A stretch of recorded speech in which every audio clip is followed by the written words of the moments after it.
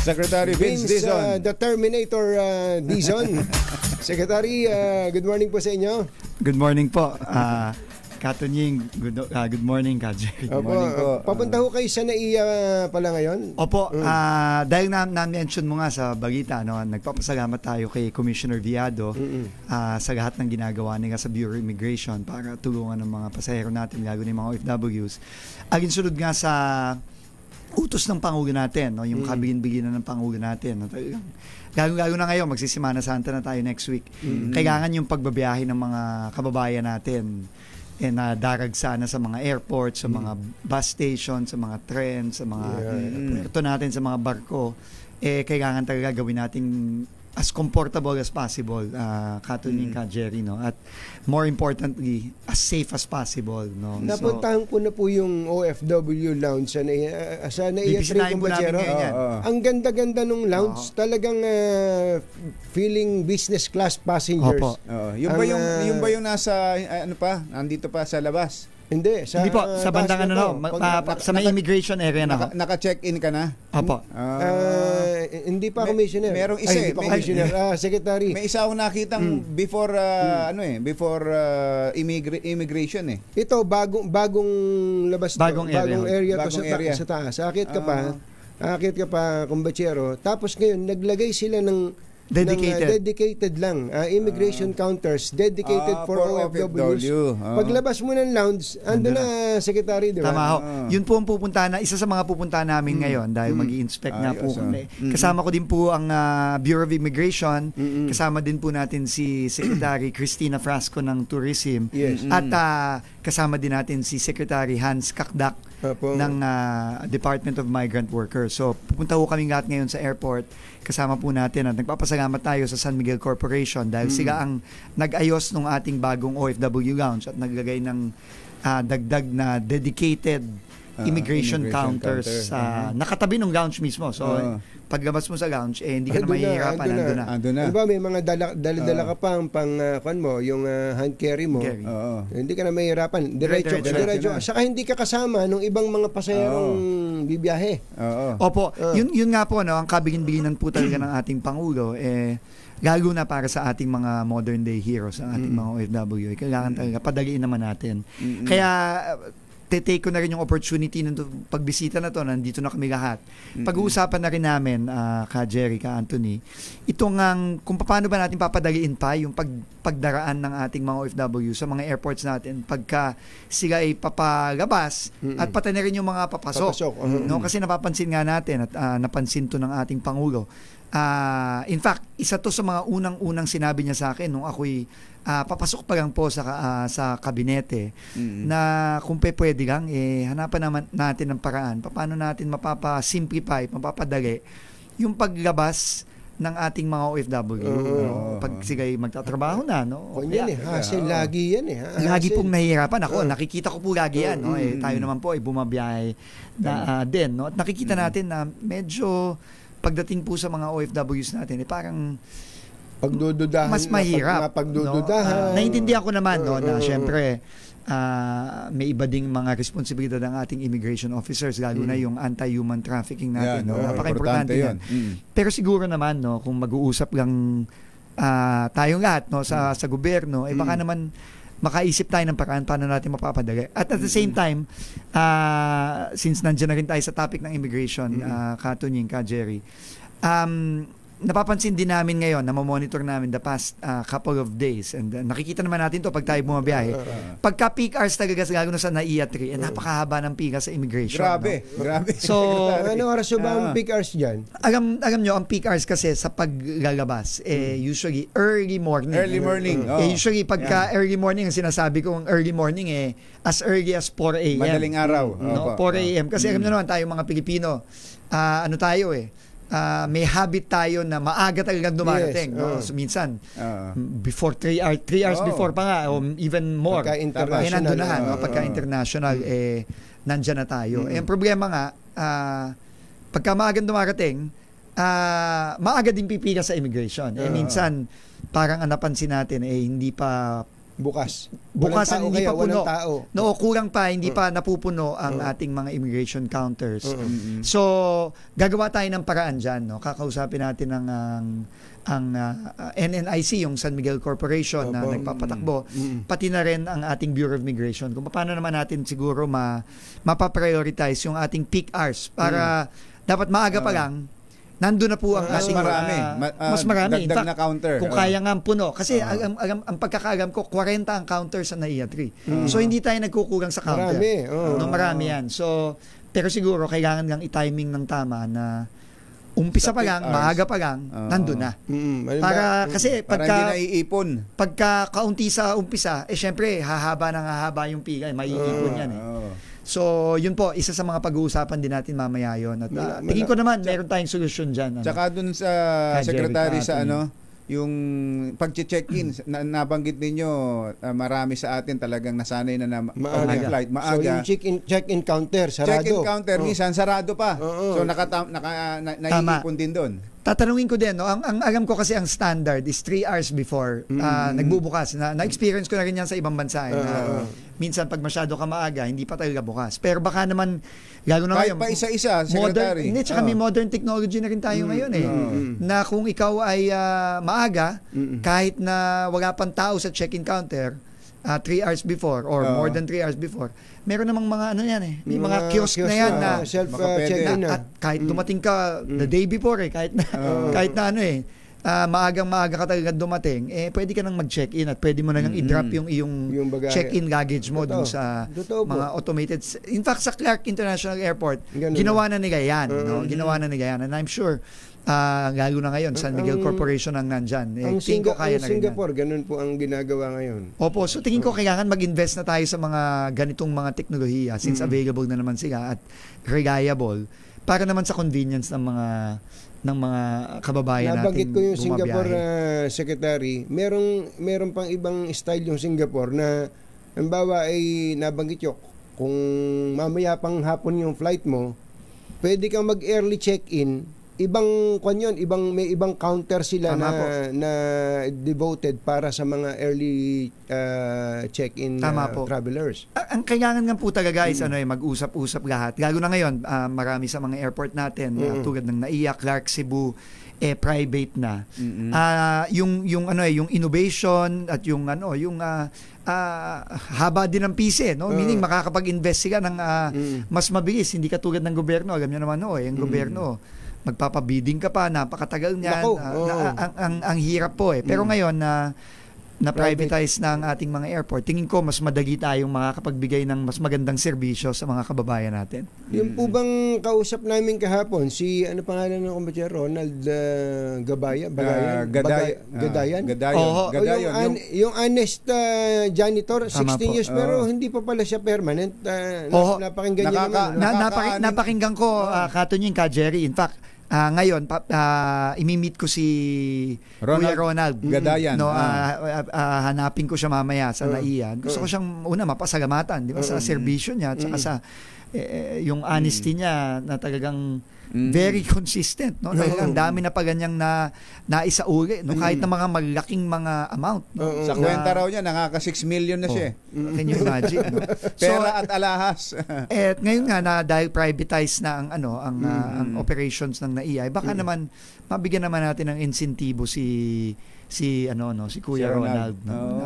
Para naman makita din ng mga iba nating mga nagtatrabaho sa airport na kapag ikaw ay honest, masipag, at hindi ka nagsasawang magserbisyo sa mga kababayan natin sa airport, meron namang insentibong makukuha. Ayun, tama. Maging permanent employee lang. Malaking bagay na. Ayun, nakikinig daw siya ngayon, si Ronald. Hihintayin daw po niya kayo, Secretary. Makikita ko kami mamaya, papasalamatan ko po siya personally. Tutulungan po natin siya, kakausapin natin ng San Miguel. Yung mga taga NAIA, pupunta dyan si Secretary. Bago lang tayo umalis sa usapang aeroplano, nagka-problema pala yung isang PAL flight papunta sana sa Amerika? Opo, yung PAL PR-102 na Manila to Los Angeles na direct. Mukha pong nakakuha po tayo ng report very early this morning, no, mga alas 5 ng umaga. Nagkaroon po ng aberya in flight. Medyo may usok na lumabas sa cabin ata. At kailangan itong bumalik at naglanding po ito sa Haneda sa Japan. No, so and sa ating pong mga pasahero na nandoon, no, alam kong hirap na hirap sila dahil alam ko mahigit 3 oras na o baka 4 na oras na mahigit ang kanilang nasa loob sila.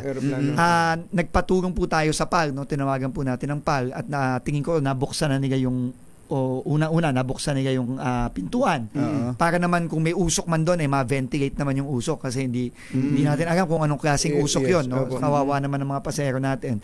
Pero at the same time ako po ay tumawag na rin sa Japanese ambassador, no, kay Ambassador Endo kaninang umaga at nagpatulong na po ako na baka naman kahit kasi unscheduled flight ito, no, syempre yung mga ground handling napaka-busy ng Haneda baka nahihirapan silang i-accommodate at i-service yung ating eroplano kasi ang sanang maganda dyan mag-disembark muna, no? Bumaba muna sa eroplano habang hinihintay na chine-check kasi alam mo naman ang mga eroplano matagal i-check yan, no? Kasi syempre kailangan sigurado ang airline na safe yan. Bago lumipad ulit. Nakiusap po ako kay Ambassador Endo kung pwedeng tulungan niya tayo at sabihan naman ng mga Japanese authorities sa Haneda bigyan naman ng tulong ng konti yung ating PAL flight para naman makababa ang mga pasahero.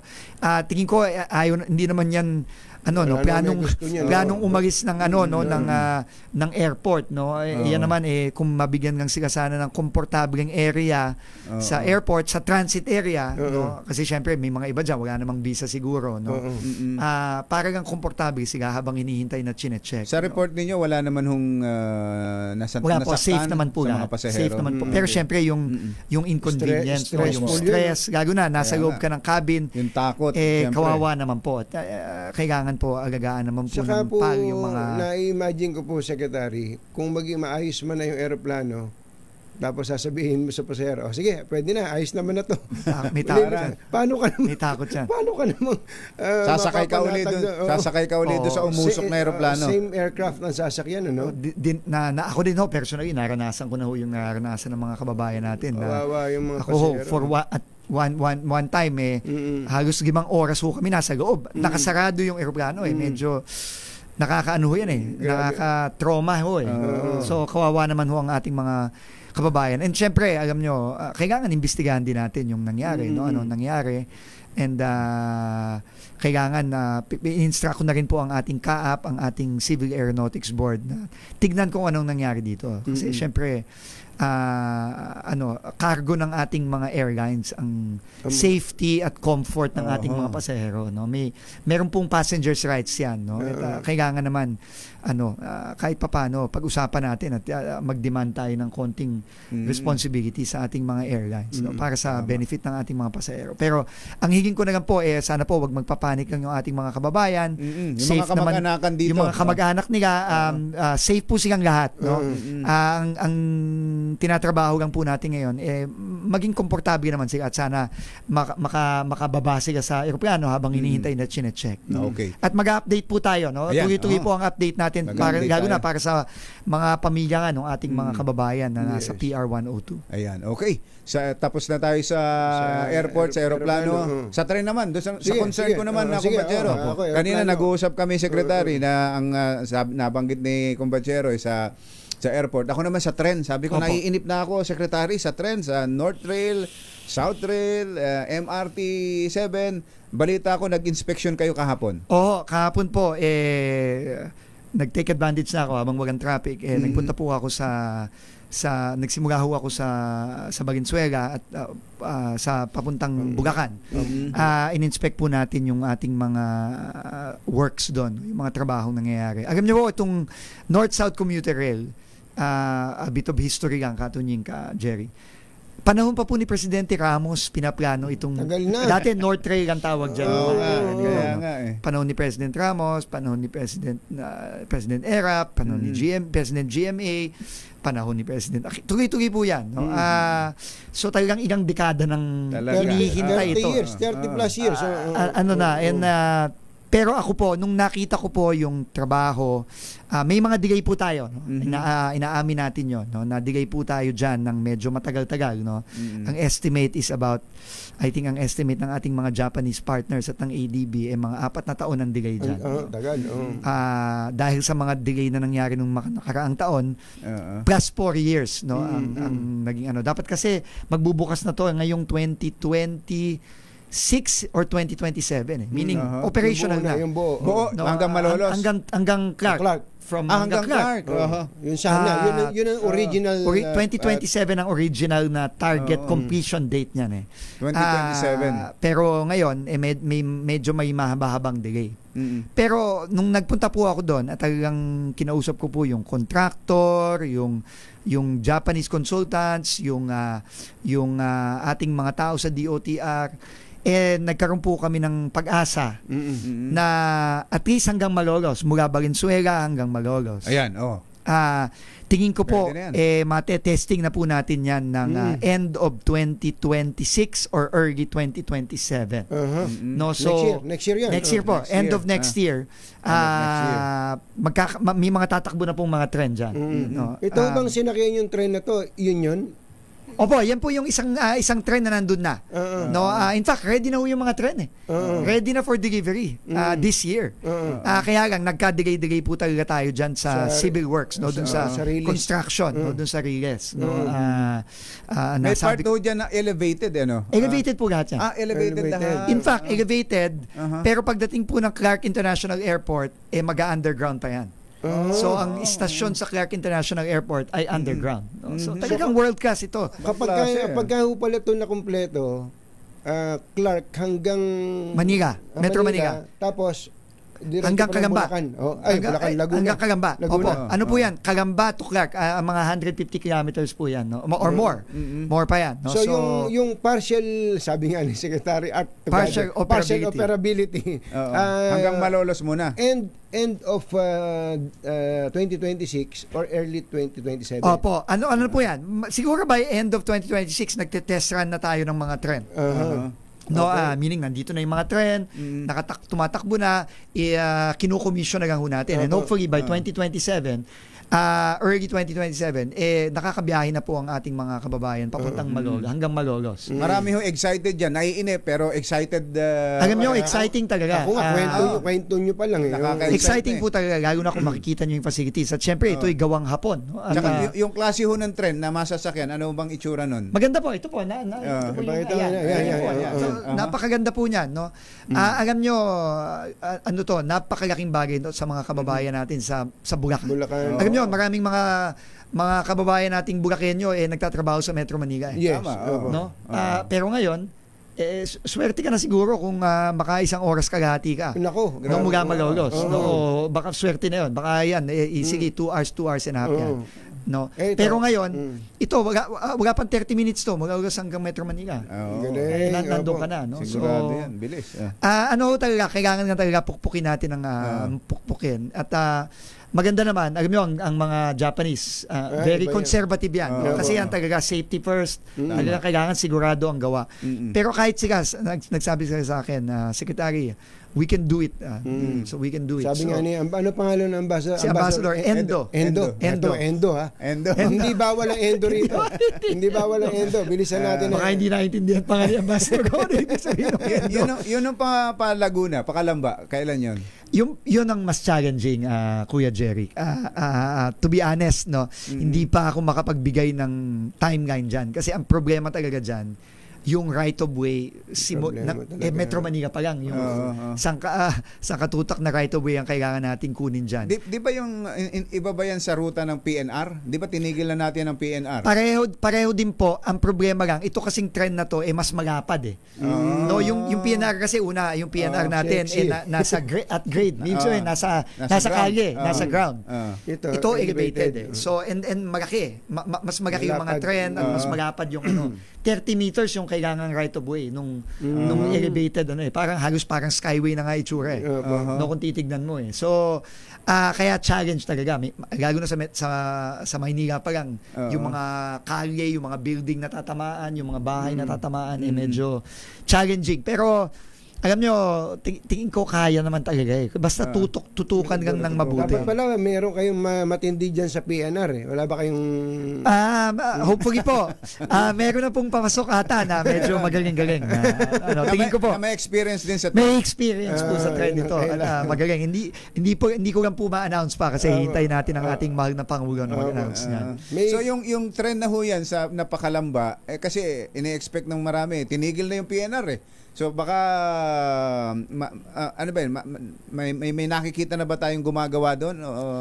Nagtatayo ng poste man doon? Wala pa po eh. Kasi nga ho, right of way ang problema. No? So meron na pong mga contractor dyan pero hindi sila makagalaw ng todo-todo dahil nga right of way. So yan, tinututukan din po natin yan. No?